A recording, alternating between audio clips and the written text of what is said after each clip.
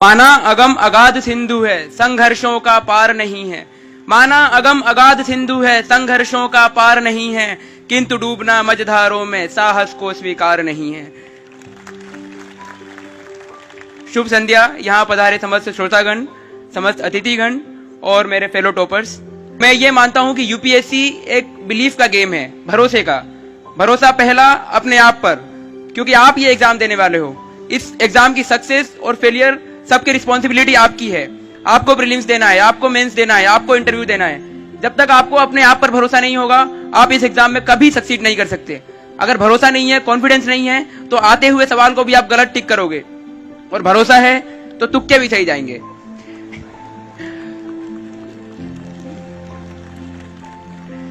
दूसरा भरोसा भगवान पे, क्योंकि मेहनत सब करते हैं और मैं मानता हूं कि मुझसे ज्यादा मेहनत यहाँ बैठे समस्त मेरे फेलो टॉपर्स ने किया है।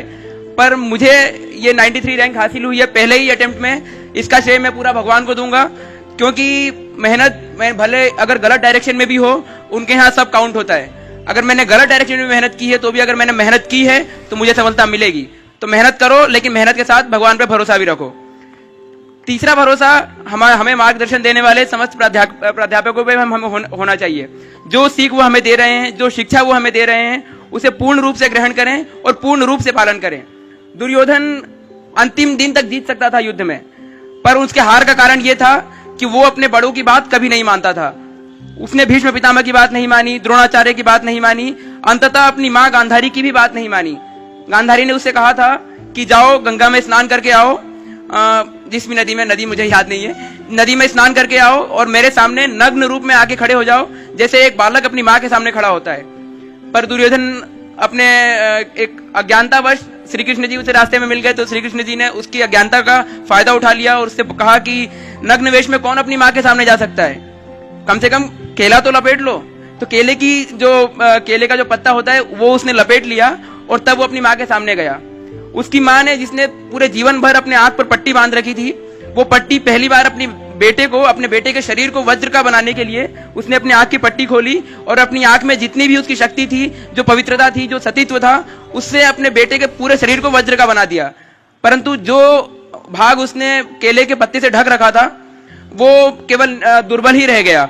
तो इसलिए आगे जाके जब भीम से उसका युद्ध हुआ तो उस दुर्बल जगह पर भीम ने वार किया और दुर्योधन की पराजय हुई।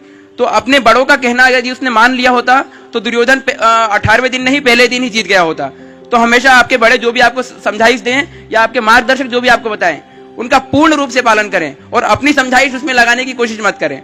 और चौथा भरोसा इस देश की लोकतांत्रिक व्यवस्था पर।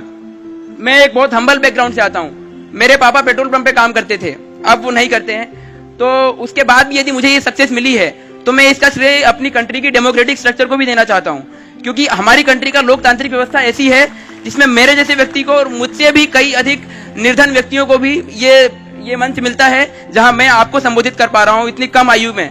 तो मैं चाहता हूं कि ये हमारे देश की एक व्यवस्था भी इतनी मजबूत है जो हमारे पुरखों का दिया हुआ है, जिससे मुझे ये सफलता मिली है।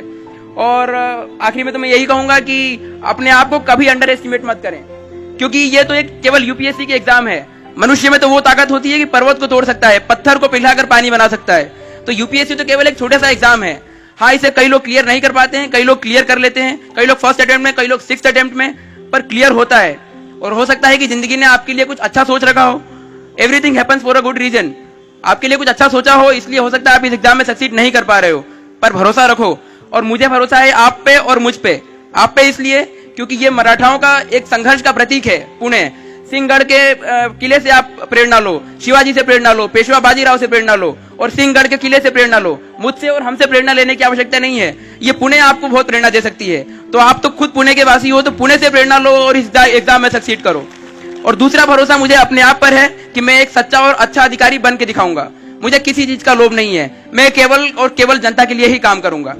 अंत में तो केवल मैं इतना कहूंगा कि बाधाएं आती हैं आए, घिरे प्रलय की घोर घटाएं। बाधाएं आती हैं आए, घिरे प्रलय की घोर घटाएं। पांवों के नीचे अंगारे, सर पर बरसे यदि ज्वालाएं। निज हाथों में हंसते हंसते आग लगाकर जलना होगा, कदम मिलाकर चलना होगा, कदम मिलाकर चलना होगा। धन्यवाद।